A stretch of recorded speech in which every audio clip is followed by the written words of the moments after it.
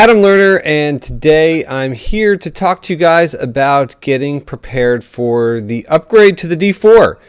I've got the D3s, been using it for a very long time, think it's a fantastic camera. However, there's some enhancements with the D4 that I'm really super looking forward to. Namely, the ability for one to share images wirelessly over a network with other users. And you're wondering, like, how does this possible? How does this work? Well, unfortunately, it requires buying another piece of equipment, the WT5, which is Nikon's wireless transmitter. And this little dongle basically attaches to the side of the camera, and it makes the camera a wireless access point, I guess. Thereby, any computer that's on the network that can grab the camera's IP address will be able to see whatever's coming off of that camera. Whatever's being captured to the camera's cards. The amazing thing about that is that this is completely independent of software. This is completely browser based.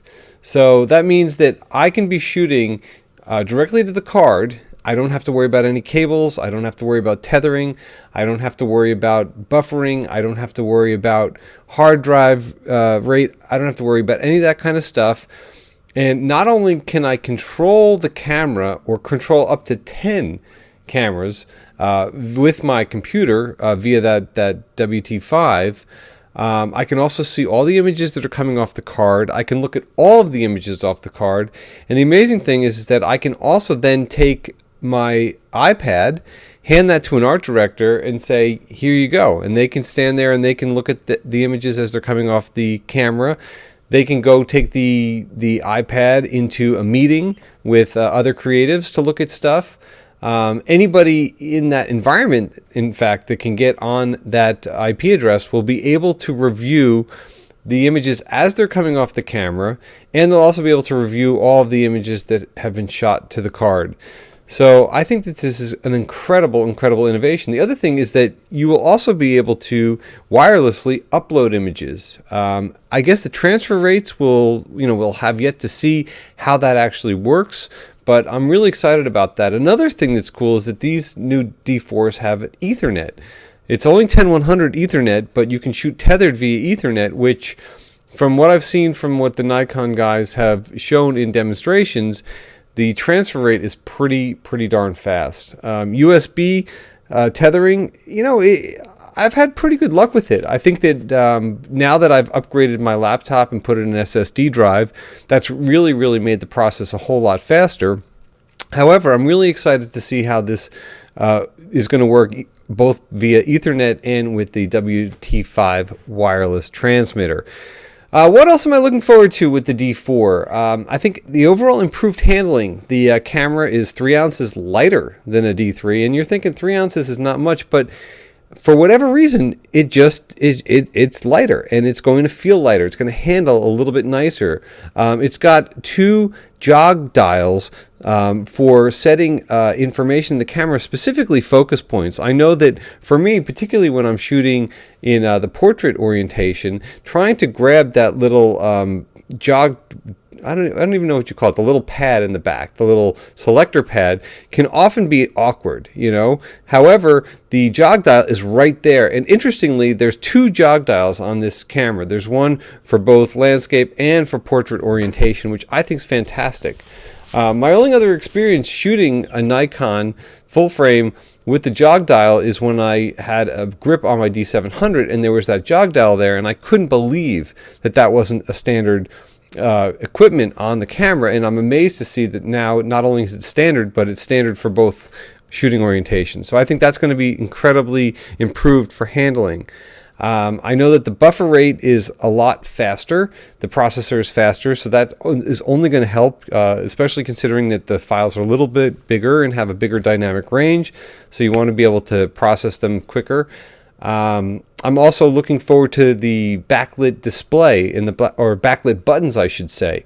There's, we've all been there. We've all been in a dimly lit environment where we're trying to potentially access different things. And if it's really super dark, but you've got backlit on your buttons, I think that's really a fantastic thing. So I'm really looking forward to that. Now, granted, look, if you're in the studio, 90% of the time, you're going to have lights on, modeling lights, whatever. You're going to be able to see stuff. But there's always those occasions when having the buttons backlit is probably going to be a really nice thing. I mean, I remember when I got my first Apple laptop, I think it was a titanium G4 that had backlit keys, and it was like such an incredible innovation back then. Granted, comparatively to the newer Mac laptops, the keyboard was quite dim. So I think the newer technology is going to be really super cool. I don't really want to get into speculating on the image quality. However, from what I've seen, it seems like the dynamic range is better than before. It looks like, folks are getting better shadow detail and all of those things, particularly for the kind of shooting that I do, doing, mainly portraits and stuff like that, I think is really going to be an added plus. As far as the D800 is concerned, I don't want to get into a speculation about that, but I'm still on the fence as to what I'm going to do in that realm. I don't know necessarily that I need to go for that camera. I almost think that I would consider maybe going with the Fuji X Pro 1 system as another system for shooting professionally. And of course, as well, the idea of going medium format digital is always in the back of my mind, or actually it's kind of coming more and more to the forefront.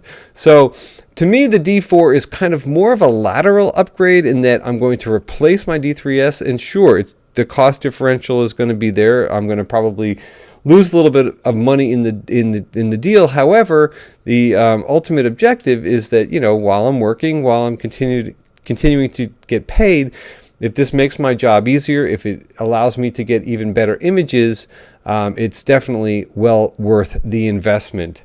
So stick around, guys. Tomorrow I will be receiving the D4 and the WT5, and hopefully I'll be putting up some videos about my first impressions with it. As far as doing an unboxing and sniff test, I think I will leave that to the Fro. I think Jared has that aspect perfected in only the way that he knows how. So I probably will dive right into more of the practical stuff that I'm really interested in and show you guys the power of what this new system can do.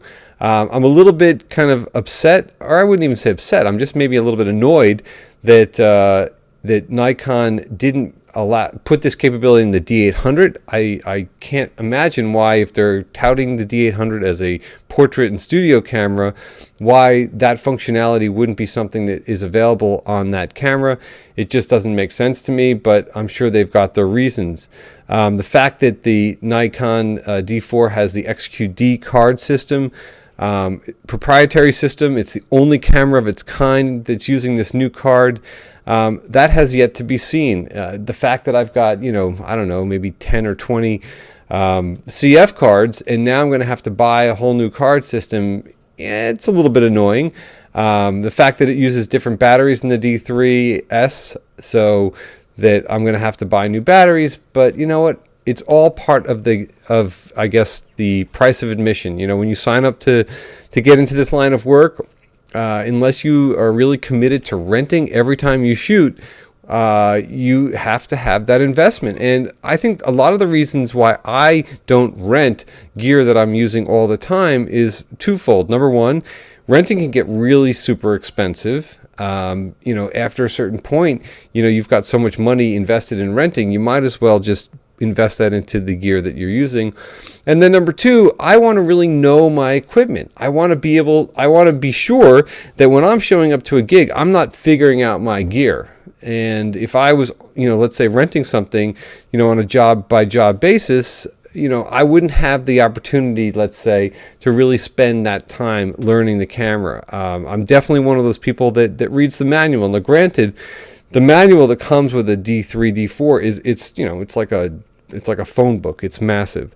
Do I read the thing cover to cover? No, but I do definitely, spend time with that, and I keep it handy with me all the time. And I recommend any of you guys, when you're buying new gear, whether it's a speed light, whether it's a camera, whatever it is, to glance through the manual. And if there's functionality that comes with that camera or that new device, look that up if you don't know what it is. You know, I mean, I think it's perfectly fair for, you know, folks to go out, you know, on the online community and, you know, ask people, how does this work? How does this work? How does this work? But I think that it's also information that's readily available at your fingertips. So without digressing any further, that's my kind of introduction to getting prepared to upgrade to the D4. If you have any questions or comments, please leave them below, and we'll see you soon.